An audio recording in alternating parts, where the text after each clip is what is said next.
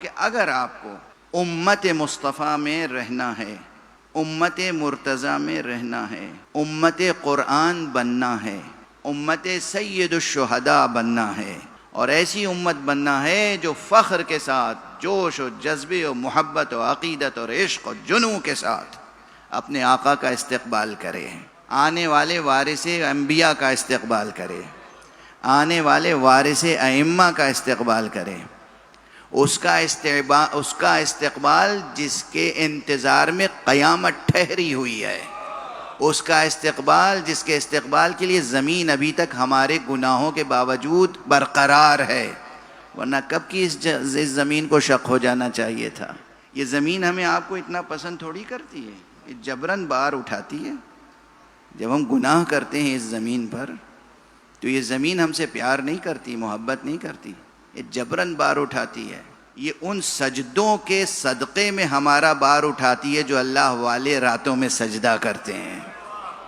تو کوشش کریں کہ اگر ان کی امت بننا ہے اور ان کا استقبال کرنا ہے تو اپنی قدر و قیمت پہچانیں کہ ہمیں ایک بلند امت بننا ہے اور اس کی امامت میں رہنا ہے جو بلند ہے۔ مولا امیر المومنین علیہ الصلاۃ والسلام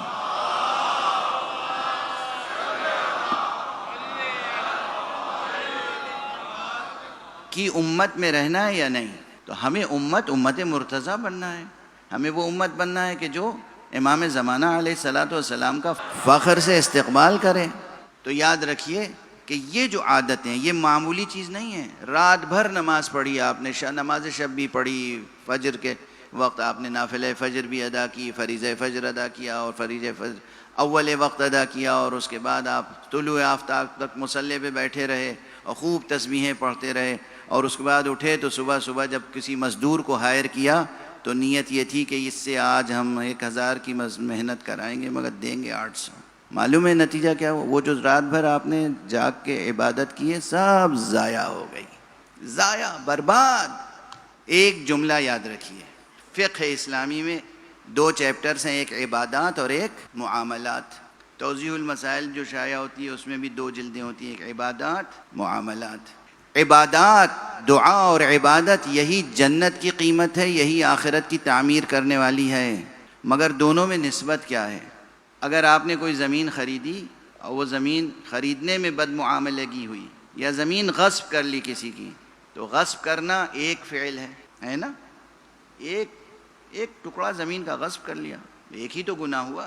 اب اس پر آپ قیامت تک نمازیں پڑھتے رہیے، صرف جمعرات نہیں، ہر شب بیٹھ کے دعائے کمیل پڑھیے، ہر صبح بیٹھ کے دعائے ندبہ پڑھیے اور نمازیں پڑھیے نوافل کے ساتھ۔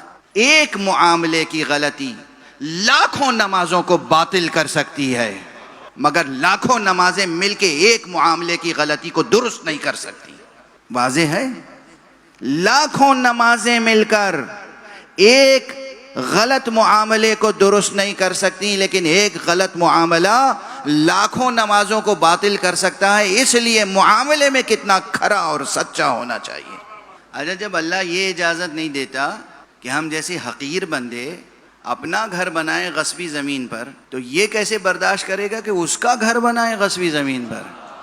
نہ غصبی زمین پر آپ اپنا گھر بنائیں، نہ غصبی زمین پہ مسلمان مسجد بنائیں، نہ غصبی زمین پر کوئی امام بارگاہ بنائی جائے، نہ غصبی زمین پر کوئی مندر بنایا جائے، نہ غصبی زمین پر کوئی کنیسہ بنایا جائے، چرچ بنایا جائے، کچھ نہیں۔ اگر یہ حکومت کو مداخلت یا کورٹ کو مداخلت کرنے کی ضرورت نہیں ہے، ہمیں طے کرنا ہے امت کی حیثیت سے، انسان کی حیثیت سے، کہ ہمارے معاملات صاف اور پاک ہونے چاہیے۔ کسی غصبی زمین پر مسجد بنا کے عبادت کہیں ہوتی ہے؟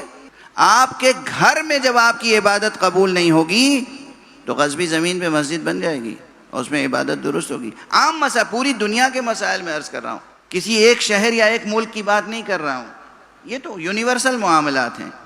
اور اسی کے ساتھ پوری دنیا میں ایک مسئلہ اور ہے، بڑے خلوص سے وقف قائم کرنے والے وقف کرتے ہیں، اور بڑے خلوص سے لوگ وقف کمیٹی میں ممبر بنتے ہیں اور اوقاف کے متولی بنتے ہیں، اور اس کے بعد کہاں سے شیطان وسوسہ ڈال دیتا ہے دل میں، کہاں سے حرص پیدا ہو جاتی ہے، کہاں سے لالچ پیدا ہو جاتا ہے کہ جناب والا اوقاف میں بھی خیانتیں ہوتی ہیں۔ یہ کون سی ذہنیت ہے؟ یہ کون سا معاملہ ہے؟ کیا وہ افراد جو اوقاف میں خیانت کرتے ہیں، کتنی ہی ان کی نیت پاک ہو، کتنا ہی اخلاص ہو نماز پڑھنے میں، لیکن زندگی میں اوقاف کا مال اگر ضائع کیا ہے، یتیموں کا مال اگر ضائع کیا ہے، بیواؤں کا مال اگر ضائع کیا ہے، چیریٹی کا مال اگر لے کر ضائع کیا ہے، تو پھر کیا نتیجہ ہوگا؟ دنیا میں تھوڑی دیر کے لیے نیک نامی مل جائے تو مل جائے، لیکن آخرت میں عذاب ہی عذاب ہے، عذاب ہی عذاب ہے، عذاب ہی عذاب ہے، عتاب ہی عتاب ہے، عقاب ہی عقاب ہے۔ اللہ نے صاف اعلان کیا ہے کہ اگر کوئی میرا بندہ میرے حقوق ضائع کر دے مجبوراً یا غفلت سے، نماز چھوٹ گئی، روزہ چھوٹ گیا، اللہ کے حقوق اگر نہیں ادا ہو سکے تو اللہ تو معاف فرما دے گا۔ کریم ہے، عظیم ہے، رحیم ہے، رؤوف ہے، تواب ہے، غفار ہے، ستار ہے۔ مگر کسی دوسرے انسان کا اگر آپ نے حق ضائع کیا ہے تو اس وقت تک بخشش نہیں ہوگی جب تک کہ وہ شخص نہ بخش دے جس کا حق ضائع کیا ہے۔ ایسے افراد کی امت مصطفیٰ میں کوئی گنجائش نہیں ہے۔